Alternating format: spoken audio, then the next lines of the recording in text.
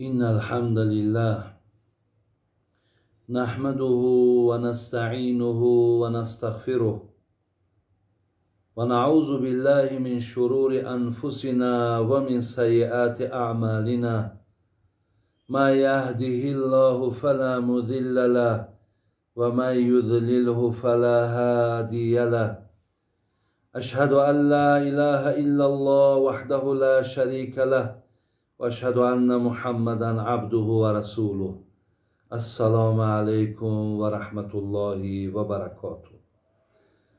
الله مهربان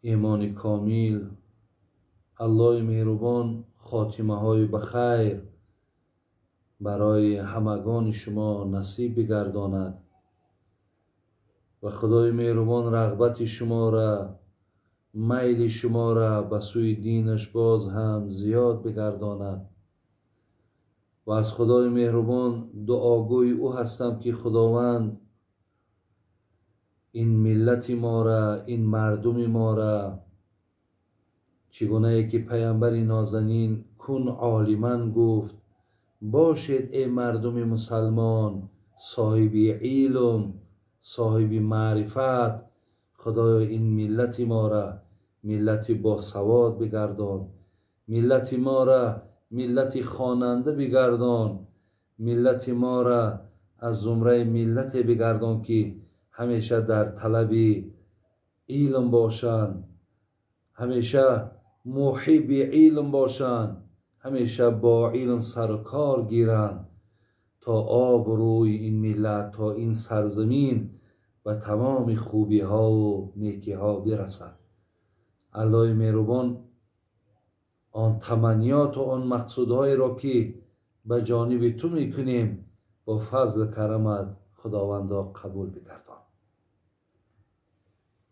برادران و خواهران عزیز، از این لحظه های بسیار مناسب و بسیار موافق راستی استفاده میبرم و بسیار غنیمت میشمارم و دائم گویم امروز ما نه، روز آخران از حیات ما میشماریم، زیرا فردای ما و جز الله دیگر نزد کسی معلوم نیست.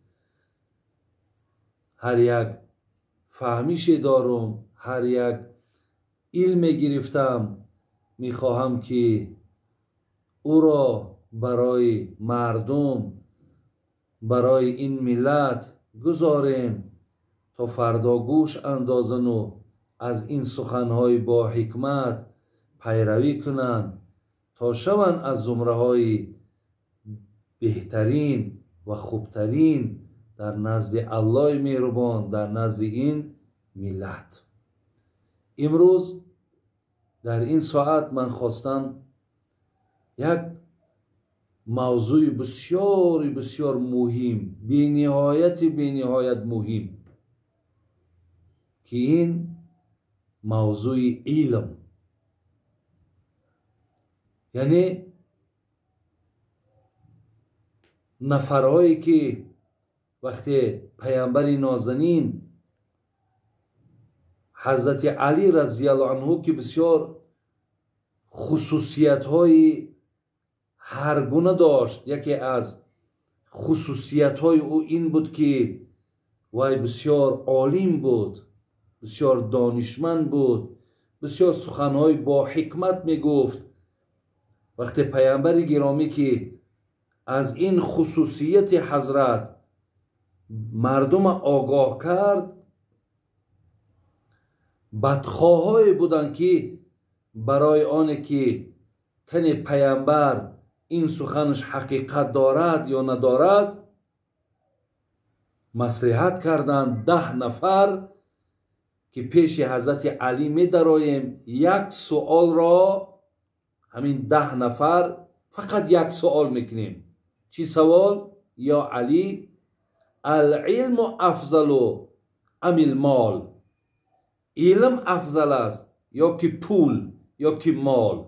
هممون یک سوال میکنیم. این 10 نفر مصلحت کردند اگر در همین 10 سوال ما یک خیل جواب گوید، حضرت علی عالم نیست، دانشمند نیست. ولی اگر در 10 سوال ما 10 نمود جواب گوید، حق به جانب محمد صلی الله علیه و سلم و درست میگد، علی عالم است. من برادران عزیز میخواهم که این 10 سوال، این 10 نفری که یک سوال را کردند و 10 جوابی که حضرت علی بر اینها گفت به سمع شما میرسانم. من این را به خاطر آن که جالبتر است و بسیار برای گوش کردن راحت دارد، حتی برای خواننده هم برادر عزیز. من از زمره اما خواننده ها هستم. وقتی این در کتاب خواندم تا آخرش تمام نشد، مقصد کتاب جمع کردن تانستم.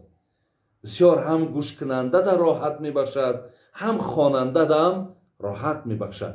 ولی در عقیب این، بعد گوش کردن این، ماها باید که سر مقصد بیاییم که آیا علم چی بوده است. ببینید در یونان قدیم مثل افلاطون و مثل سقراط و نفرهایی که تا حاضر نامهاشون، اگرچنده که اینها گویم که پیروی از قرآن و پیروی از دین نداشتند، ولی عالم که بودن نامهاشون باقی مونده است. خود همین افلاطون حتی گفته بود است که گفت افلاطون دانا وقتی مردن، حیف دانا مردن و 100 حیف نادان زیستن. سخن بینین افلاطون میگد زمانی که از دنیا میگذشت گفت هزار حیف که آدمی که علم دارد میمیرد، عمرش به پایان میرسد. لیکن 100,000 حیف بر همون نفرهایی که علم ندارن و لیکن عمر دراز دارن. هزارها حیف، 100,000 حیف. این برادران عزیز مقصد برای چی بود؟ و مقصد برای این بود که پیشرفت، آبادی ها، همه بهبودی ها از روی داشتن علم می شود. حتی هم امروز همین وبایی که، همین کووید 19 که تمام دنیا را در لرزه در آورد، ببینید چقدر مردم همه بیکار ماندن، چقدر اکونومیکای دنیا، اقتصاد دنیا به زمین زد. از این برطرف شدن، خلاص شدن از این وبا با علم می شود. امروز عالم ها را ببینین واکسینش میکوان، در مقابلش دارو تیار میکنن تا از این وبا خلاص شوند و باز همون آبادی های دنیا را پیش برند. این یک گویم اکو من برای شما فقط و فقط یک مثالی حاضر زمان آوردم که در مقابل ویروس امروز عالم ها را بینین که چیکار کردن؟ گفتن خانشین شوید، دهن و بینی هاتون بندین، دست هاتون مقصد دائم شوین. همین علم است. اگر علم نباشد، همین فهمیش نباشد، تمام دنیا مبتلای همین بیماری می شود. برای همین بود که افلاطون این سخن گفت. جناب شیخ سعدی میگد بیامرز پرورده را دست و رنج، اگر چه دست داری چو قارون بگنج. اگر همین قدر مال داری، همین قدر پول داری، همین قدر ثروت زیاد جمع کرده، ولی بازم همین چیکار کن؟ بازم همین فرزندات علم با آموز، فرزندات کسب با آموز. با این مقصد هیچ وقت تکیه نکن. عزیزای خدا را ببینین چی چیزهایی برای ما و شما توصیه میتید. خدا رحمت کنه، میگه به دانایان دن ارزد جهانه، نه ارزد 100 سری نادان بنانه. به آدمی دانا میگه یک لحظه بشین، یک دقیقه بشین، یک ساعت بشین، ارزش دنیا را داره. لیکن نیارزد 100 سری نادان بنانه. لیکن مذمت بینین، کسی نمیخواند، کسی بی علم است، کسی در پی مقصد جستجوی علم نیست، میگه 100 کله آدمی نادان ارزش یک نان یک سامانه را ندارد. بزرگان میگن اگر به شرطی که زیبا، یعنی معنای همین که زن را اگر از روی زیباگیش بها دادن، مرد را از روی مالداریش بها دادن، وای به آن ملت، وای به سر آن ملت. یعنی هیچگاه یعنی زیباگی برادر عزیز یا مال اینها مهم نبودن، اینها مهم نبودن. خدا رحمت کنه شیخ سعدی را میگفت زنی خوشمنش خواه نه روی خوب، که آمیزگاری بپوشد عیوب. اگر زن برادرای عزیز، زن اگر به شرط خوش اخلاق باشد، ولی امروز من توصیه میتونم برادرها دادرها را که زنی با سواد بگیرین، زنی با علم بگیرین. شما میدونین که چقدر در زندگی شما را یاردم میکنن. حتی همین زن اگر بی سواد باشد در زندگی تو بسیار عذاب میکشی، در زندگی بسیار مشکلات، یک طرف کار، یک طرف تأمین زندگی، یک طرف دیگه با تربیت فرزندا. حتی زنی که نادان باشد، جاهل باشد، بی سواد باشد، حتی وای تربیت فرزند کردن نمیتواند. بر همین شیخ سعدی را بین خدا رحمت کند میگه زیباگیش نگاه نکن، همین دانش دارد، فهمیش دارد، و انتخاب کن. یعنی تمام همون بگیم صورت بدروگیشه، همون علمش، انا همون فهمیشش، انا همون دانشش، اون کمبودی را میپوشانه. یا خدا رحمت کنه شیخ سعدی را میگه نه منعمی به مال از کسی بهتر است. خر گرجلی اطلس بپوشد خر است. هیچگاه میگه یک نفری را دیدین که مالدار است، یک آدمی را دیدین بی مال است، شما نگین که این آدم مالدار از این آدم بی مال افضلتر و بالاتر و بهتر است. نه، با مال با زیباگی آدم بها نمیتید.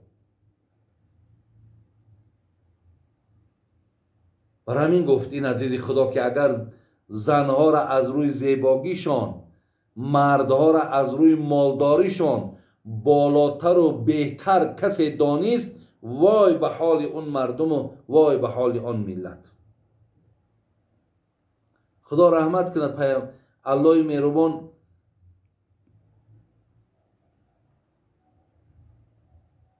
در آیت‌های قرآنم با پیامبر نازنین منم اشاره کرد. اعوذ بالله من الشیطان الرجیم در سوره مبارکه طه انا آیت 114 اعوذ بالله من الشیطان الرجیم و قل رب زدنی علما. ای محمد وقتی از من خواهی شد، چیز پیدا شد، یعنی چیزی از من خواهی، الله میگه من بر تو فرمایشم این است که از من فقط علم بخواه. برای همین پیامبر اللهم اینی اسألک علما نافعا گفت، خدای برای من علم نافع نصیب بگردان. پیامبر نازنین میگه وقتی بینه که نفر دسترخوانش هیچی ندارد، وای فقیر نیست، وای کمبغل نیست، لیکن دیدین که وای علم ندارد، وای فقیر است. آدمی بی علم کمبغل میگفت پیامبر، آدمی بی علم فقیر میگفت، لیکن آدمی بی پول و بی نان و بی مثال گویم دیگر اشیای زندگی را کمبغل نمیگفت پیامبر نازنین. همین دولت سامانیان هم در برای دنیا 3 تعالیم انسیکلوپدی داده. یکی اول ابن سینا، یکی ابو ریحان بیرونی، یکی ابو نصر فارابی. این سه تا عالم برجسته دادگی.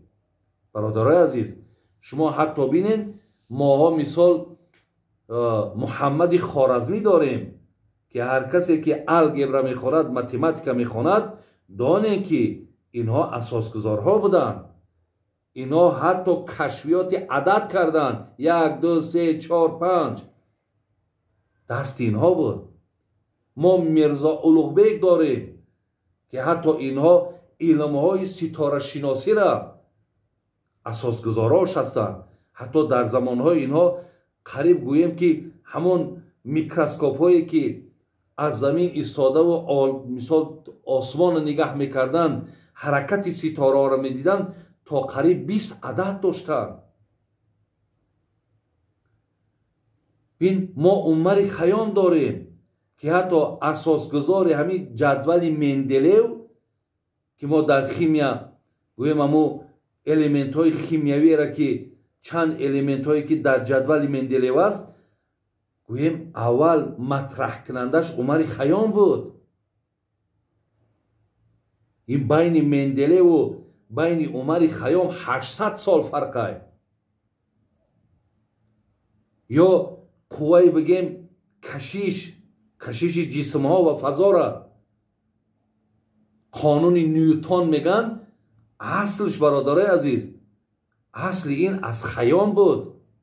این کشفیات خیام کرده است که بین نیوتن و بین بگیم خیام 600 سال فرق است که خیام پیشتر از اینها بود.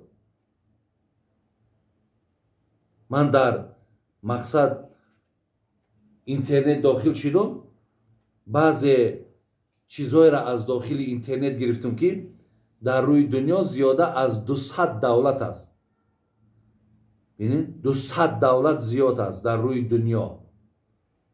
در 53 دولت اکثریت اهالی را مسلمان ها تشکیل می‌دهند. ولی شما اگر در داخل اینترنت داخل شوین، مقصد سوال تین که از همه در ملتی که زیاد کتاب میخواند کدام ملت هست، جمع 30 دولت میبراید.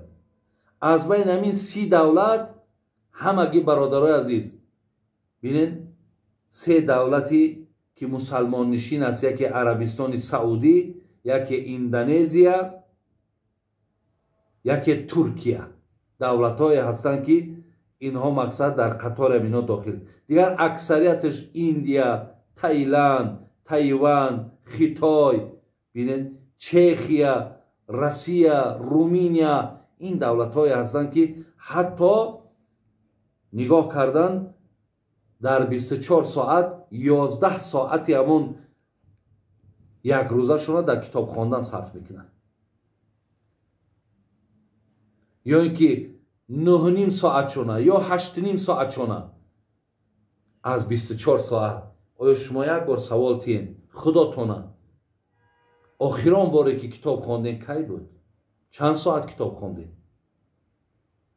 برادرای عزیز، هر کسی کتاب میخواند، هر کسی با کتاب سر کار دارد، هر کسی با علم سر کار دارد، او را نشستش دیگره، او را سخنش دیگره، او را مناسبتش دیگره، او را معاملش دیگره. علم آدم بسیار دیگرگون میکنه. برای همین خواهرها، مادرای عزیز، شما در من تاکید میکنم حرکت کنین که خواننده باشین، حرکت کنین از نعمت علم برخوردار باشین، بی سواد نمانین، جاهل نمانین، نادان نمانین. الخصوص دادرای عزیز، امروز الله مهربان اینقدر امکانیت های زیبامون داده، اینقدر شرایط های خوبی را خدا برکتی از رهبر دولت که اینقدر مهیا کردن تا ما خوانیم، از این امکانیت ها استفاده بریم. میایم اکو به سر سوالی که حضرت علی را کردن که علم افضل است یا مال. حضرت علی چی گفتن؟ گفتن که العلم افضل من المال. وقتی نفر یکم در آمد گفت علم افضل است یا مال؟ گفت علم افضل از مال است. گفت با کدام دلیل؟ هر کدامش دلیل میپرسید. گفت حضرت علی گفت من اکو عبارهای عربیش نخوانم برای وقت زیاد شما را هم نگیرم. خب فقط همون جوابهاش گویم. گفت علم افضل از مال است. گفت با کدام دلیل؟ گفت با دلیل اینکه علم میراث پیامبر است. یعنی از پیامبرا میراث فقط علم میماند، لیکن مال میراث نمرود است، مال میراث شداد است، مال میراث فرعون است. این آدم گوش کرد و بیرون برآمد. نفرهای دیگر را گفت که من همین خیلی جواب گرفتم. نفر دوم در آمد، همون سوال، علم افضل است یا مال؟ حضرت علی: علم افضل از مال است. با کدام دلیل؟ دلیل دوم، علم تو را پاسبانی میکند ولی مال را تو پاسبانی میکنی. یعنی علم نعمتی است که تو را پاسبانی میکند، یعنی تو را همیشه حمایه میکند، تو را همیشه حفظ میکند. ولی مال چیزی است که دایم تو ویا پاسبانی میکنی، دایم ویا تو نگاه میکنی، دایم بگیم هوش و گوش در همون کشالای. زین لحاظ گفت علم افضل از مال است. اینش هم بیرون شد. نفر سوم در آمد، علم افضل است یا مال؟ حضرت علی جواب دادن علم افضل از مال است. با کدام دلیل؟ دلیل گفتن برای عالم دوست بسیار است ولی برای آدم مالدار دشمن بسیار است. بله برادرها خوب گوش اندازین چی جوابهای زیبا اینی. کسی اگر علم دارد دوستی بسیار دارد، رفیقی بسیار دارد، شاگردای بسیار دارد. استاد گفته، معلم گفته همیشه حرمت میکنند. ولی کسی مال دارد، پول دارد، امروز تجربه ها میشون میده دشمنی بسیار دارد، بدخواهی بسیار دارد، تا جایی که حتی جاش نمیآورند و الا خونش میریزانند. دشمن هدفش اینه. اینش هم با این جواب قناعتمند شد، بیرون شد. خب نفر چهارم در آمد، علم افضل است یا مال؟ حضرت علی گفتند علم افضل از مال است. با کدام دلیل؟ حضرت گفتند هرگاهی که علم صرف میکنی زیاد میشود، وقتی مال صرف میکنی کم میشود. یعنی ببینید چقدر همین معلم، چقدر دانشمند برادرای عزیز، چقدر مطالعه میکند، چقدر درس میگه، همون قدر علمش زیاد چیدن میگیرد. ولی وقتی که اگر مال در دستت باشد، تصور کن 1000 سومانی در کیسه داری، حاضر برای یک بار داخل یک مغازین یا بازار شو، وقتی صرفش میکنی همش کم میشود. یعنی علم با گفتن زیاد میشود و مال با صرف کردن کم میشود. اینم جواب گرفت، بیرون شد. در آمد نفر پنجم، همون سوال، علم افضل است یا مال؟ علم افضل از مال. گفتن با کدام دلیل؟ حضرت علی جواب میدن. خب گفتن صاحب علم را به نام نیک میخوانند، یعنی عالمش میگن، معلمش میگن، استادش میگن. یعنی چقدر نامهای زیباش میمونن. اکادمیکش میگن، پروفسورش میگن. ولی گفت آدم مالدار بسیار با نامهای بد میخوانند. میگه پولدار بسیار بخیل، پولدار بسیار ممسک، پولدار بینهایت مرده. اینه تا جای حتی آمد گپ هایی که میگن فلانی بسیار مالداره، یکی بسیار موسره، تا موسره هم نسبتش میتن.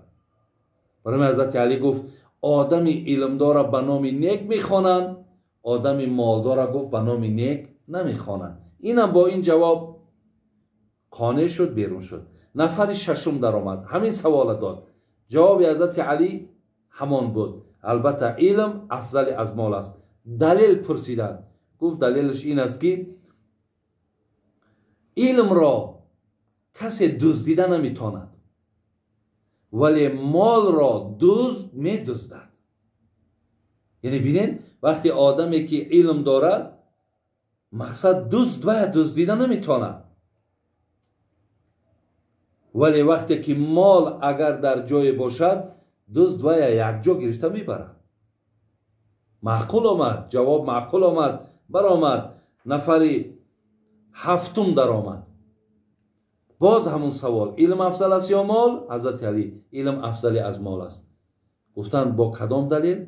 حضرت علی گفتن که کسی علم دارد، عنوان عالمی دارد، گفتن در قیامت مردم شفاعت میکنن، اینا مردم یاردم میکنن، مردم کمک میکنن با توفیل علم داشتشان، با توفیل این عنوانهای عالم بودنشان.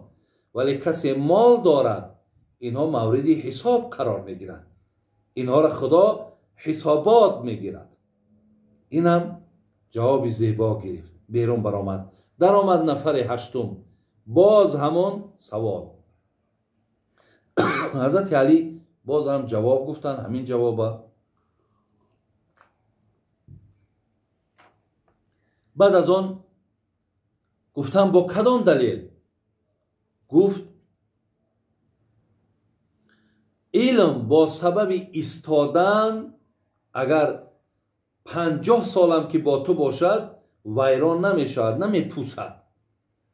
ولی مال گفتن اگر به شرطی که زیاد ایستد، ببین تغییر می یابد، قیمت شای بین می رود. اگر دیگر اشیاهای باشد مثل خوردنی و مثل پوشیدنی می پوسد، ویران می شود. گفت یکی از برتر بودن علم این است که ویران نمی شود و نمی پوسد. لیکن مال قیمتش می رود، ارزشش از بین می رود. یا اینکه تماما مثل پولهایی بود که حتی که تماما خواب کردن، دیگر پولی نو برآمد و دیگر قیمت قدرش گم کرد. اینم جوابی نیکو گرفت، بیرون برآمد. آدم نهم در آمد، گفت که باز همون سوال، علم افضل است یا مال؟ حضرت علی همون جواب، علم افضل از مال است. با کدام دلیل؟ حضرت گفتن که علم دل آدم روشن میکند، ولی مال گفتن دل آدم سخت و سیاه میکند. ببینید، یعنی چقدر آدم علم بگیرد همون قدر دلش ملایم میشود، همون قدر دلش روشن میشود، همون قدر وقتش خوشه. لیکن چقدر آدم مالدار شود دلش سخت میشید است، دلش سیاه میشید است، بیرحم میشید است. اینم با این سوال جواب شگیر بیرون برآمد. نفر دهم در آمد، گفتن خب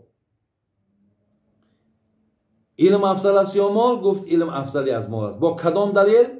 گفت دلیل همین است که عالم گفت، علم گفت صاحبش را گفت تابعی بر بندگی میکند، ولی گفت خاکسارش میکند. ولی مال باشد آدم بسیار تکبر میکند، در آدم غرور پیدا میکند، در آدم ناپسندی پیدا میکند. بعد از آن حضرت علی چی گفت؟ گفت اگر تا زمان زنده باشم و هر نفری که بیاید از من همین سوال کند، من برای او جواب دیگری میگردانم و همیشه در همین اعتقادم باقی میمانم که علم افضل از مال است. البته برادرای مالدار، مبادای شما یکی از این ملامت نشوین یا خفه نشوین که مقصد این یگان تحقیر آدم مالدار است. نه، این سخن اولا که این سخن حضرت علی است، این سخن الله است، این سخن علی هم نیست. گوییم فقط حضرت علی برای ما یک کمتر جالب تر کرد که ما پایبند باشیم. ولی بینین حتی خدای مهربان در قرآن در سوره مبارکه نمل آیت 15 ولقد آتینا داوود و سلیمان علما و قال الحمد لله الذی فضلنا علی کثیر من عباده المؤمنین. وقتی میگه من حضرت داوود با سلیمان علم دادم، در حال میگه مرا شکرگزاری کردن که ای خدای مهربان چی نعمت بزرگ بر ما داده که ما بر جمعی بندگان تو برتر شدیم و بهتر شدیم. یعنی از روی علم دادگی ما از دیگران بهتریم. این خداوند عالم از آدم مالدار بالاتر و بهتر میداند. برای این پیامبر نازنین میگفت لموت قبیله ایسرو من موت العالم. اگر یک قبیله، تصور کنید که یک خواجگی 300-400 خواجگی، یک محله، یک کوچه، اگر میگه همه این نابود شود، این آسانتر است از اینه که وقتی یک عالم از دنیا میگذرد. این است برادرها و خواهرای عزیز آن چیزی که من برای سمع شما، من گفتنیای بسیار داشتم، ولی از بس که دقیقه‌های زیادم گوش کردنش مشکل است، ولی یک نکته بس است اگر شعور است، ورنه چو چراغ پیش کور است. انشالله پایبند علم شوین، علم از خود کنین، خوانین تا شما از برکات این خدا خواهد ملکتان آباد، خانه هاتان آباد. خداتان اینقدر درجه و مقامهایی را که در کتاب برای شما بیان کردن، شما همه اینا سزاوار و لایق میشوین. خداوند همه شما را نگهبان باشد. سلام علیکم و رحمت الله و برکاته.